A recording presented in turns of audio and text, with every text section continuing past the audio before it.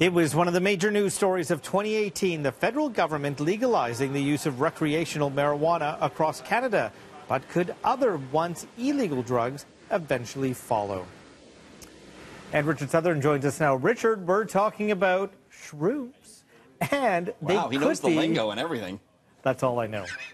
And they could be legal somewhere soon. Yeah. Really? This is interesting. Maybe this is the next thing for Canada. Who knows? But at Denver, Colorado, that U.S. city, Francis, could become the first city in the U.S. to decriminalize these psychedelic mushrooms.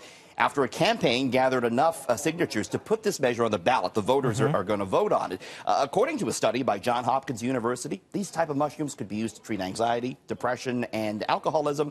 And if passed, Denver would be able to no longer prosecute cases involving magic mushrooms, Francis. Trippy stuff. You're not making this up, right? Like, you're not high right now and just, like, making this up? No, I'm not like, you know, the marijuana reporter like Shauna Hunt. So, no, I'm straight. How did she get that job, by the way? That's a dream job for a lot of people. She did a great job on it, Great job. Okay, so from tripping out to actually going on a trip, there's a new report out looking at the world's most powerful passports. Yeah, it's the Henley Passport Index. It measures how many countries a passport can get you into. Francis, Japan tops the list as the world's most travel-friendly passport. It'll get you into 190 countries.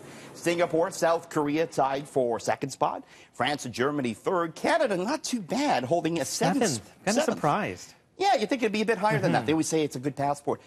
What passports are the worst, Francis? Afghanistan, Iraq, Somalia, Syria, Pakistan. You'll have trouble getting into a lot of places with those documents. That doesn't surprise me, but Canada being number 7 kind of surprises me. It does. And you know, another interesting point, the United Kingdom plummeting on the list because they're not going to have access to the EU anymore, right? You used to have access to all these countries, no longer after Brexit. Oh, geez, okay. So a trip to the so-called happiest place on earth will not be leaving your pocketbook smiling. No. Well, you know, it's already expensive to go to Disney World. It's going to be even more expensive. Disneyland has raised its ticket prices and is doing so ahead of its new Star Wars land, which is going to open in the summer. Everyone's going to want to go to this, right? To go, yes. So a one-day adult ticket going up to $149.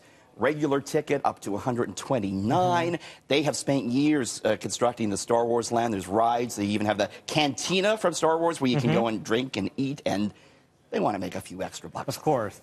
Luckily, my 3 cute little boys have Uncle Richard Southern, who's volunteered to pay for them to go to Disney World. Thank you, and they very much appreciate it. They can go on the rides while I sit in the cantina, all right? That's the deal.